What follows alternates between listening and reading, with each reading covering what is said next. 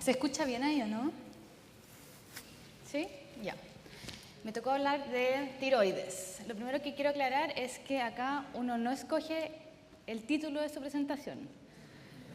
Así que mi título es Tiroides, una glándula, dos caminos. Para pasar las diapositivas. Sorry. Ya, perfecto. Así que me imagino que los que le pusieron el nombre a esta presentación lo que se imaginaban era esto. Y disculpen la calidad mala de la foto, pero es que de esa época como que no habían cámaras bacanes. Se me cayó el carnet. Pero para ponerme un poco a tono, lo único que se me ocurre, así como con estas chiquillas y tiroides, es un poco esto. En el fondo, todos aprendimos en pregrado hipotiroidismo. El hipertiroidismo es una persona que tiene intolerancia al calor, baja de peso, puede tener ojos saltones y bocio, habitualmente taquicárdico, fuera de contexto, digamos, que puede ser irritable con debilidad muscular, que lo van a ver como nervioso, tembloroso, que va a tener aumento en la frecuencia de las deposiciones, pocas menstruaciones y cortas. Y también aprendieron en pregrado que los pacientes hipotiroideos más bien tienden a taparse, tienen intolerancia al frío, aumento de peso, pueden tener macroglosia y edema de vía aérea y otras cosas. Habitualmente piel seca, uñas quebradizas, pelo de mala calidad. Tienden como a ser lentos, entonces la gente lo confunde con depresión. Tienen menstruaciones largas con pérdidas abundantes, incluso pueden llegar a la infertilidad. Y habitualmente son personas constipadas. ¿Ya? Ahora, si uno habla de tiroides, la verdad es que puse aquí un par de las cosas que no debería hablar, pero obviamente tengo muy poco tiempo. Y decidí hablar de todas las cosas, lo que yo encuentro que es más importante para nosotros en la urgencia, que yo encuentro que es la fisiopatología de la pérdida de la cola de las cejas. Porque, en el fondo, obviamente no puedo hablar de todas estas cosas, ¿ya? Así que mi idea es hablar un poco como de estos fantasmas, de cosas que quizás nadie se acuerda mucho, de cosas que quizás alguien nos mencionó en pregrado, pero por lo menos yo no me sentía preparada para atender a un paciente en la urgencia con alguna patología de tiroides descompensada. Así que le cambié el tema, el nombre a mi presentación, y mi idea es hablar de, aunque las cosas sean muy poco frecuentes, de las cosas graves. Y por eso la llamé, y además porque tengo la palabra media pegada, tiroides del terror. ¿Ya? Entonces, vamos a lo primero. Leí un artículo, obviamente esta idea no es mía, así que algunas cosas son robadas, que siento que me abrió un poco los ojos para entender la fisiopatología de las descompensaciones de las patologías tiroideas, y por eso quiero explicarlo cortito. El paciente hipotiroideo, como lo dice el nombre, es un paciente que es hipometabólico, ¿no es cierto? Todos se acuerdan de eso. Y esa persona, para poder mantener el calor, va a andar por la vía con vasoconstricción, ¿no es cierto? Entonces siempre va a estar con frío, uno lo va a tocar y va a tener las manos heladas, siempre va a andar abrigado. Y eso a la larga no solo produce frío, sino que además produce depresión de volumen, va a tener un gasto cardíaco disminuido y un montón de otras cosas. Así que, ¿qué pasa si es que tenemos un paciente así que de repente le pasa algún evento? Evento puede ser, no sé, un accidente vascular, un infarto, alguna infección, ¿ya? Sepsis por algún tipo, trauma, parto, etc. Algún evento. Ese evento lo va a descompensar, ¿no es cierto? Y ese evento va a producir que el cuerpo reaccione produciendo vasodilatación. Si esta persona que anda vasocontraída por el mundo se vasodilata, en el fondo se suspende su mecanismo de compensación, ¿no es cierto? Obvio. Eso significa que está descompensado. Y lo que nosotros llamamos hipotiroidismo descompensado es lo que todo el mundo conoce como coma mixedematoso. ¿Ya? Así que eso es lo que realmente significa el coma mixedematoso, un paciente hipotiroideo descompensado por algún evento. Así que coma mixedematoso, para empezar, es un pésimo nombre, porque para empezar los pacientes no están todos comatosos, algunos sí, pero no todos, y tampoco todos edematosos, así que filo con ese nombre, hipotiroidismo descompensado. Y el hipotiroidismo descompensado lo que realmente es un colapso cardiovascular en un paciente hipotiroideo con algún evento descompensante. ¿Ya? Eso, ¿por qué lo estamos hablando acá? No lo vemos nunca, porque si es que lo vemos alguna vez, la probabilidad más alta es que ese paciente se nos muera si no nos damos cuenta de lo que tiene. Tiene 80% de mortalidad. Incluso si somos atinados, nos damos cuenta a tiempo de lo que tiene, hacemos un manejo agresivo en la urgencia, le conseguimos rápidamente una UCI donde lo saben manejar, va a tener una mortalidad de un 20%. 1 de cada 5 personas se mueren. Así que por eso lo estamos conversando. Así que ojo porque tiene alta mortalidad y ojo porque muchas veces no vamos a saber que ese paciente es hipotiroideo y hay que abrir los ojos para buscar signos clínicos. Puse esta foto porque es la típica foto que uno ve en todos los libros. Yo nunca, uno ve un montón de señoras que se ven un poco así, pero no sé. Le falta el bigote. Bueno. Sí. Perdón. Cosas con este paciente que son importantes. Es un paciente que probablemente va a estar hipotérmico o hipotérmica, ¿ya? ¿Pero puede estar normotérmico? Sí, porque si es un paciente que está con una sepsis, va a estar febril. Entonces, si es un paciente hipotérmico que está febril, va a estar normotérmico. Así que puede ayudarnos si es que llega un paciente hipotérmico sin una causa clara de que haya estado tirado en la calle o alguna cosa, o en la nieve, etc. Puede llamarnos la atención, pero si no, no es el único dato. Es un paciente que se va a ver mal, pero va a estar bradicárdico, así como que no les cuadra mucho la bradicardia, y en el electro puede ser que encuentren un QT largo, ¿ya? No necesariamente bloqueos ni nada. Van a tocarle la piel, va a tener una piel seca, mal perfundido, y va a tener algún nivel de alteración de estado mental. Eso no significa necesariamente un paciente en coma, ¿ya? Pero habitualmente estos pacientes tienen conciencia un poco más baja. Pero ¿cuánta gente no ve uno que está así, así como séptico, que no responde mucho, que no coopera mucho, etc.? Este paciente, si nosotros lo vemos mal, puede ser que queramos pensar en una vía aérea, así que empiecen a pensar como en los signos del examen físico de vía aérea que va a tener este paciente, imagínenselo, con edema glótico, con edema de labios, con macroglosia, la lengua gigante, va a ser difícil, quizás con aumento de volumen del cuello, además obesos, todo lo que mostraba Saurio recién. Es un paciente difícil que además está hipóxico, hipercápnico porque hipoventilan, etc. Así que va a ser una cosa compleja que hay que considerar. Además, si es que ustedes buscan, van a encontrar que hay algún evento dando vuelta. Ese evento puede ser un paciente que llega en trauma, un paciente séptico, que sigue una neumonía en la piel, etc.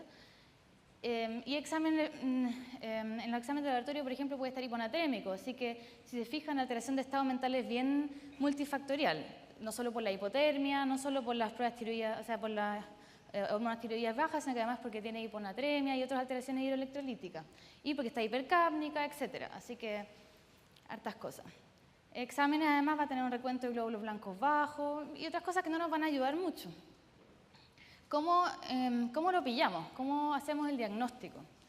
En verdad, sospecha. Súper alta sospecha porque, si uno tuviera acceso a exámenes, la TSH va a estar groseramente elevada probablemente. O puede estar normal o baja si es que un hipotiroidismo que no es primario. Así que también no vale mucho. El T4 libre debería estar disminuido. El diagnóstico podría hacerlo por laboratorio si tuviera pruebas tiroideas. Otras cosas que me pueden ayudar en el laboratorio, por ejemplo, que tiene una anemia, que puede ser de diferentes tipos según la causa de la anemia, porque puede ser microhipo si es que tiene menstruaciones muy prolongadas, muy masivas, pero también puede ser macro si es que tiene alguna otra cosa autoinmune y tiene una anemia perniciosa, qué sé yo, alguna otra cosa, ¿ya? Van a ser hiponatrémicos, pero al final lo importante es la sospecha, con todas las cosas clínicas que dijimos recién, o a veces el familiar llega con el antecedente, pero uno nunca sabe. El tratamiento. Entonces, si uno tiene el diagnóstico confirmado, obviamente hay que tratarlo, es como de perogrullo. Ahora, en el mundo real en el que vivo y trabajo yo, al menos no tengo pruebas tiroideas en el laboratorio. Si es que existe, obviamente solamente horario hábil y se demoran horas porque los mandan a otro laboratorio y no sé qué. Así que la verdad es que eso, por lo menos en nuestra situación, no sirve de nada. Ahora, lo que dicen en todos lados, la verdad es que si uno está en la duda y tiene alta sospecha, hay que tratarlo. ¿Y cómo se trata?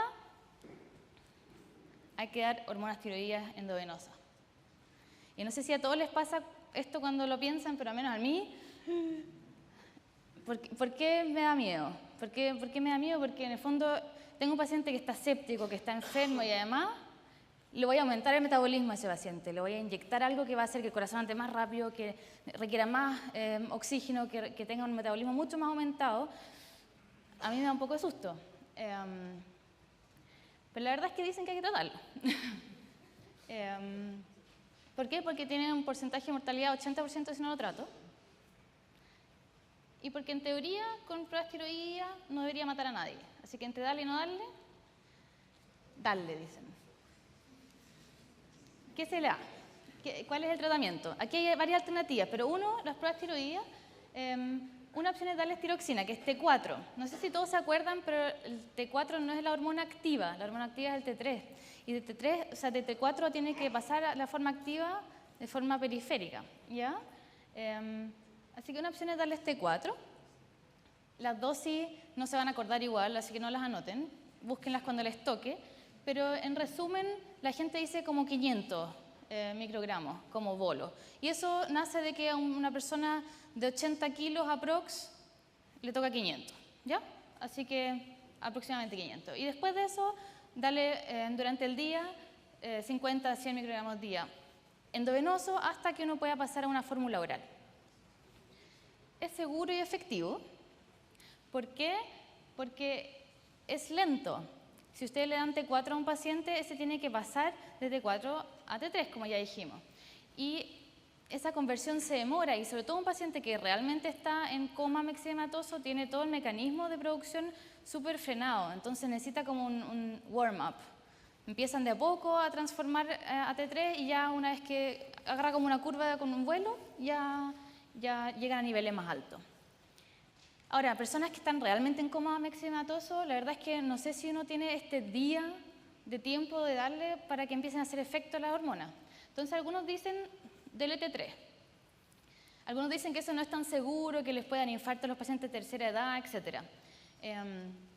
Obviamente no hay mucho estudio gigante randomizado súper bien hecho de esta patología porque tenemos N súper bajos. Entonces, lo único que sí leí es que al menos no hay nadie que diga que darle T3 a alguien aumenta la mortalidad. Así que dicen que es seguro. Y uno lo que podría hacer es darle un bolo de 20 microgramos en bolo y después por horario. Hay otra gente que recomienda hacerlo combinado, por ejemplo, darle T4, 4 microgramos por decilitro y sumado a un bolo de 10 de T3. Y así, en el fondo, uno tiene un basal mientras espera el warm-up de la conversión arriba. ¿Ya? Así que, para que se acuerden, darle T3 o T4 o los dos. Ahora, antes de darle hormona tiroidea a un paciente que está séptico, frío, mal perfundido, etc., hay que acordarse de que hay muchos pacientes que tienen además una disfunción adrenal concomitante y hay que darles antes de la hormona tiroidea hidrocortisona, ¿ya? Igual no se van a conseguir la hormona tiroidea tan rápidamente, la hidrocortisona la tienen en todos lados. Así que partan con la hidrocortisona, esperan al menos una hora y después le dan las hormonas tiroideas, ¿ya? Perlas, en cuanto al tratamiento, cosas así como cortitas. Tómenle cultivo a todos los pacientes porque la mayoría están sépticos, ¿ya? Y hay que tratar la sepsis. Entonces, la idea es empezar con antibióticos precoces y manejar la sepsis como corresponde, así que volumen, soporte, etc. Si no manejo bien la sepsis, ese paciente no se va a mejorar, porque acuérdense que tiene alguna intercurrencia, en caso de que sea sepsis, no sea evidentemente otra cosa como un trauma o algo así, ¿ya? Y también acuérdense cuando tengan un paciente séptico, refractario a cualquier tratamiento, de pensar en tiroides, ¿ya? Ojo con la vía aérea, ya lo dijimos, es compleja, traten de no usar vasopresores, acuérdense que estos pacientes andan vasocontraídos por la vida, entonces puede ser paradójico, y no lo recalienten de forma activa, ¿ya? Porque si lo recalentamos de forma activa vamos a producir una vasodilatación que no le conviene tampoco, así que de forma pasiva. ¿Qué significa eso? Frasadita y cosas así como más de a poco, y se va a ir recalentando de a poco él a medida que las hormonas empiecen a hacer efecto. En resumen, el tratamiento del paciente en hipotiroidismo descompensado: aumentar su hormona tiroidea dándole hidrocortisona y a la hora después hormonas, darle manejo de soporte, eso va a ser caso dependiente, pero probablemente vía aérea, volumen y manejo de la causa descompensante, que en la mayoría de los casos es sepsis o infarto, alguna cosa así, y calentarlo de forma pasiva. ¿Ya? Eso sería hipotiroidismo descompensado. Pasemos a la tormenta tiroidea, que lo mismo que hablamos de antes, con el hipotiroidismo, es un paciente hipertiroideo Este paciente, todo lo contrario, está en un estado hipermetabólico constante, ¿no es cierto? Y él necesita perder calor. Entonces, ¿qué hace para perder calor? Anda vasodilatado por la vida. Entonces, tiene esta piel pegajosa, siempre anda con calor.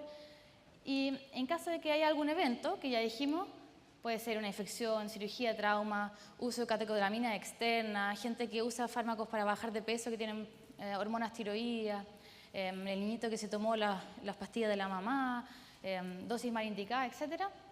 Ese evento va a hacer que esa persona necesite vasodilatarse más, ¿no es cierto? Porque el séptico se vasodilata. Entonces, imagínense, ya anda como súper vasodilatado por la vida y llega algo que hace que se vasodilate más.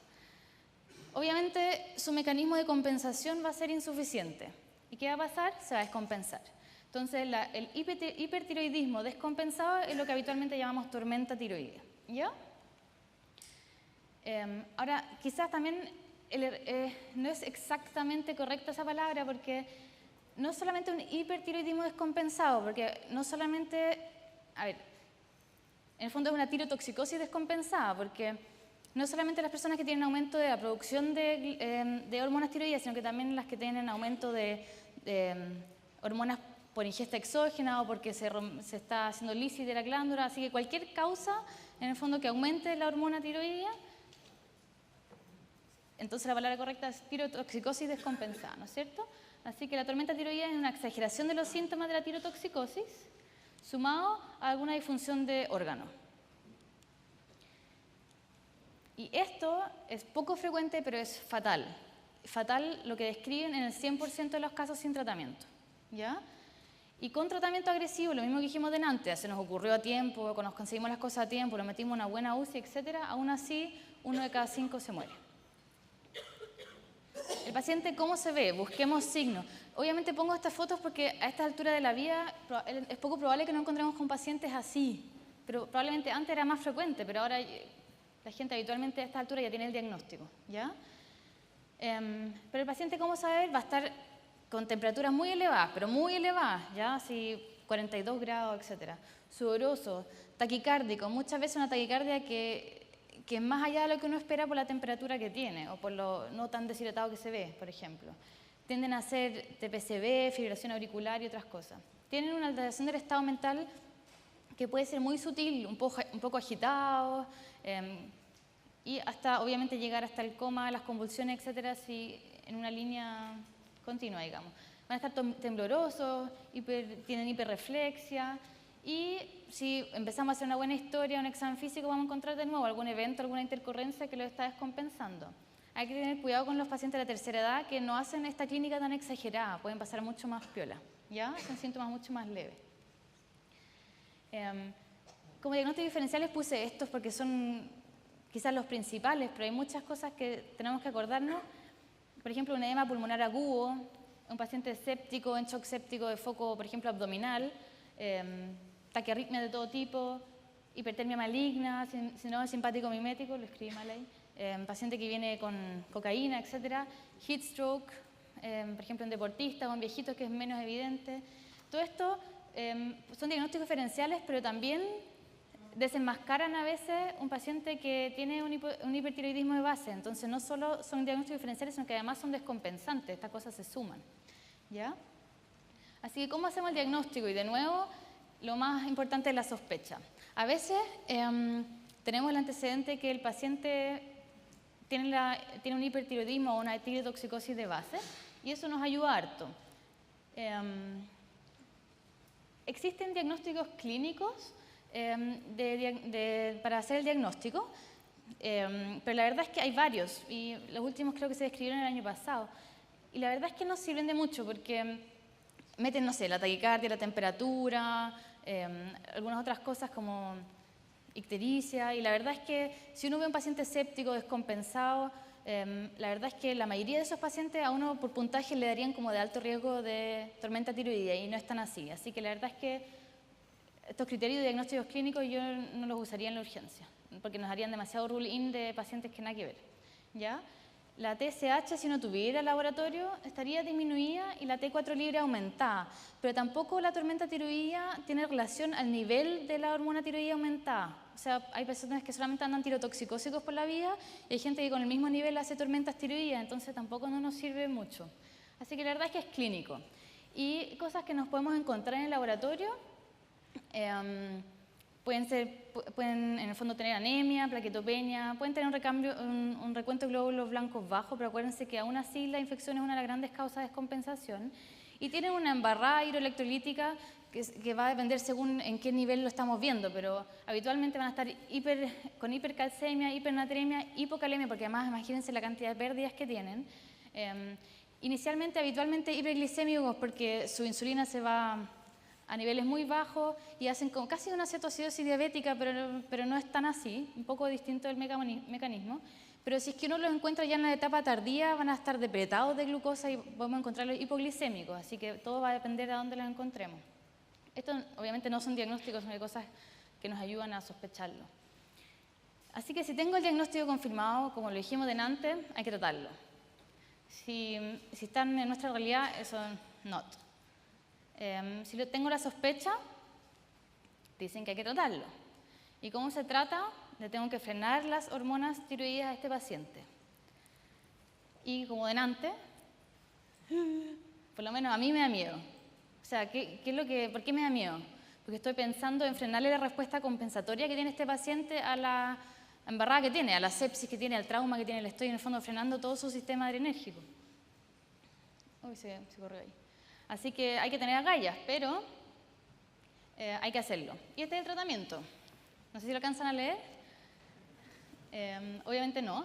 Voy a tratar de resumir esto en tres, realmente cuatro, pero tres pilares principales como el tratamiento específico, ¿ya? Las medidas de enfriamiento que son simples, el tratamiento sintomático y disminuir la hormona tiroidea. Para disminuir la hormona tiroidea, la idea es atacarla a todos los niveles, ¿ya? Así que primero inhibir la síntesis. Y ahí los más típicos y conocidos son el propiltiuracilo y el metimazol. El propiltiuracilo, la ventaja que tiene es que es seguro, por ejemplo, en el primer trimestre de embarazo, donde no lo es el metimazol, pero tiene riesgo aumentado o mayor o menos que el metimazol de hepatotoxicidad, incluso severa, ¿ya? Ahí la dosis inicial, por si se acuerdan, 500 miligramos a 1 gramo, y eso de carga y después por horario. La ventaja del propiltiuracilo, además, es que también inhibe la conversión periférica de T4 a T3, así que este actúa a 2 niveles, lo que es súper bueno. Y por eso habitualmente en reales tormentas tiroideas se prefiere, ¿ya? Más bien para tirotoxicosis no tan severa uno pudiera pensar en metimazol. Un paciente embarazado uno podría usarlo en el primer trimestre y después de eso cambiarse a metimazol. Pero eso ya no les va a tocar a ustedes. Después la idea es disminuir la liberación de la hormona ya formada y ahí se puede usar el Lugol, el potasio yodado, si es que tuvieran alguna de esas cosas en su poder. Y por último, inhibir la conversión periférica de T4 a T3 y ahí hay varias formas. Uno ya dijimos, propiltiuracilo ayuda a ese nivel. Lo otro es usar glucocorticoides, sobre todo la dexametasona. Y también el propanolol, que lo vamos a usar para el tratamiento sintomático, inhibe esa conversión. Ya de aquí para abajo las cosas probablemente no están en nuestro poder la decisión de hacer más cosas, pero sí obviamente hay que conocerlas y quizás conversarlas con el intensivista, etc. Se le puede dar yodo radioactivo al paciente y es bastante simple porque es una sola dosis y como el único tejido del cuerpo que puede captar yodo es la tiroides, la verdad es que no tiene efectos adversos excepto a que produce como una tiroiditis, como una inflamación del tejido que después termina destruyéndose, ¿ya? Así que antes que se supiera esto se operaban todos los pacientes, ahora una alternativa es destruir el tejido así de a poco. Y esto demora meses en destruirse, pero es bastante seguro. El único problema es que la mayoría de estos pacientes después quedan hipotiroideos, pero bueno, eso es un problema que se puede tratar, digamos, ¿ya? Y existen, bueno, la tiroidectomía, que hay que acordarse que hay que tratarse antes con fármacos para que no se mueran en pabellón por hacer una tormenta tiroidea. Y existen otras cosas que probablemente están más en estudio porque no tenemos un N muy grande, que son la plasmaféresis, la diálisis y otras cosas que en el fondo lo que piensan es sacarle proteínas a las que están unidas las hormonas y con eso disminuir los niveles. ¿Ya? El tratamiento sintomático, que probablemente esto ya es más fácil para nosotros, es bloquear la actividad hiperadrenérgica que se está produciendo por el aumento de la hormona. Y ahí lo más recomendado es el propanolol. En el fondo, dentro del beta bloqueo, el propanolol. ¿Y el propanolol por qué? Porque uno no es cardioselectivo, entonces también disminuye todos los síntomas como el temblor, el nerviosismo y otras cosas. Y además, por lo que yo ya dije, que en el fondo también inhibe un poco la conversión de T4 a T3 de forma periférica. En caso de que hubiera una contraindicación muy importante, no pudiera ser esmolol o alguna otra cosa, pero el propanolol como primera alternativa. ¿Ya? Y obviamente este paciente está completamente depletado de volumen y hay que darle volumen, hay que darle abundante volumen, pero ojo que también pueden estar en falla cardíaca y otras cosas, así que esto no es fácil, pero sí volumen. Y no solo fisiológicos, sino que acordarse que estos pacientes están muy depletados de glucógeno y otras reservas, así que hay que estar pendiente y darles aporte de glucosado, etcétera, según vayan necesitando. Y tratamiento, así como de medidas como de enfriamiento, la idea es ponerles hielo si quieren como medidas físicas, pero lo importante es no producir vasoconstricción. Acuérdense que este paciente está todo lo vasodilatado que puede estar tratando de compensar más vasodilatación, o sea, necesita más de la que puede hacer, así que no lo pongan en una tina de agua helada, sino que pónganle hielo si quieren en la zona de grandes vasos o algo así, ¿ya? Y como fármaco, uno pudiera hacer, por ejemplo, paracetamol. Los AINES y sobre todo la aspirina están contraindicados porque aumentan el nivel libre de hormona tiroidea. ¿Ya? Así que, en resumen, el tratamiento de la tirotoxicosis descompensada es disminuir la hormona. ¿Con qué? Por ejemplo, propiltiuracilo y dexametasona. Disminuir los síntomas con propanolol y volumen. Enfriar con medidas físicas y antipiréticos.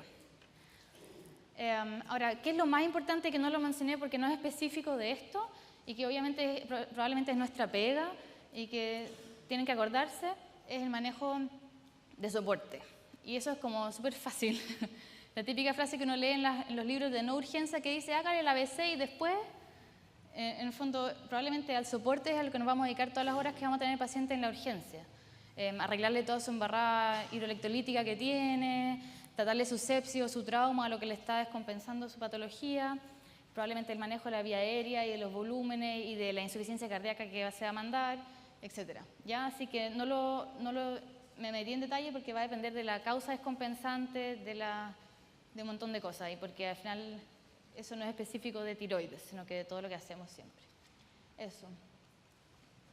Así que el miedo es el mensaje que quiero dejar, porque quien nada sabe, nada teme, y ustedes algo ya saben ahora, así que el miedo es el mensaje. Pero uno tiene que dar un paso adelante en algún minuto y decir, ya, no más miedo, y quiero que actúen como si no tuvieran miedo. ¿Ya? Eso. ¿Preguntas?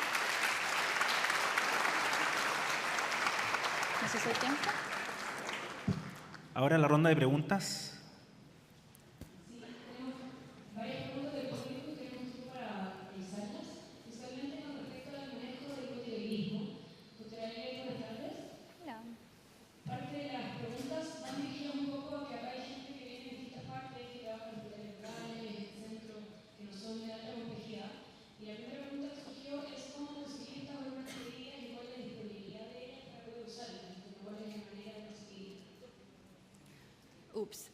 No, sé que no hay en todos los centros, no sé exactamente, dependiendo de dónde son, dónde las pueden conseguir. Nosotros, por ejemplo, aquí tengo entendido que en la posta central aquí al lado tenemos, y hay algunos lugares, pero la verdad es que así como decirles por cada lugar a donde tendrían que llamar, yo creo que hay que saberlo de antes. Ahora, si es que alguien sabe del auditorio dónde saben que hay exactamente, que den el dato, pero en el fondo yo creo que cada uno, según el centro donde trabaja, debería saber quién es el que le podría aportar. Pero sé que en Chile hay. Eso, pero no te puedo responder esa pregunta. En este caso, lo que recomendaría, por ejemplo, estando en un lugar rural, sería llevar a ese paciente a un centro de alta complejidad inmediato. ¿Qué medidas de soporte pueden darle al niño de traslado?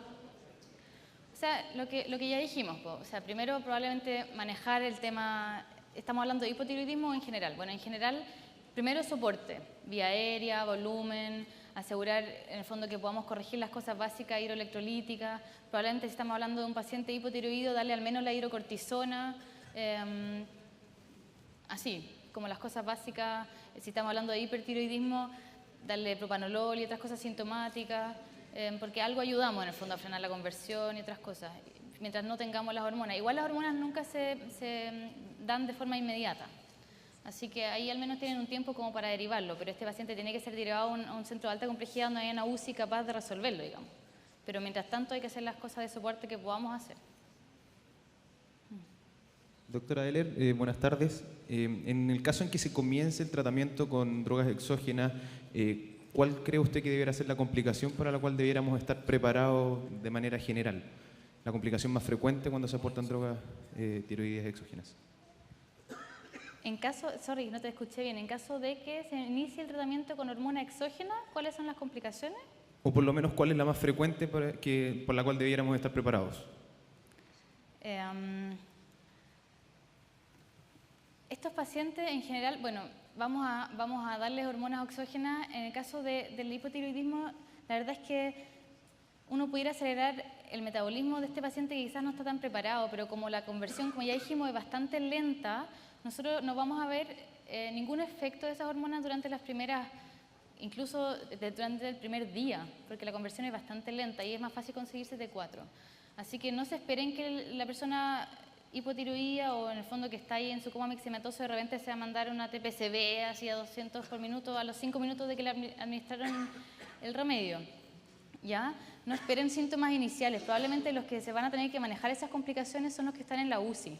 Pero sí, obviamente, un paciente séptico que no tiene, o séptico, en trauma o qué sé yo, que además le estamos exigiendo más consumo de oxígeno, más frecuencia cardíaca, etcétera, hay que, en el fondo, estar muy atento al manejo de soporte. Ventilación mecánica para poder oxigenarlo bien, volumen porque lo vamos a depletar, etcétera, etcétera. Pero ustedes, si están solamente en la urgencia, lo más probable es que no vean toda esa descompensación, porque es súper lenta la conversión. Soporte. Última pregunta. Aquí, doctora Heller. Sí, pregunta uno de los médicos generales de zona que está en el auditorio. ¿Qué pasa si no dispone de tiroxina endovenosa? ¿Sería una buena opción usar levotiroxina oral?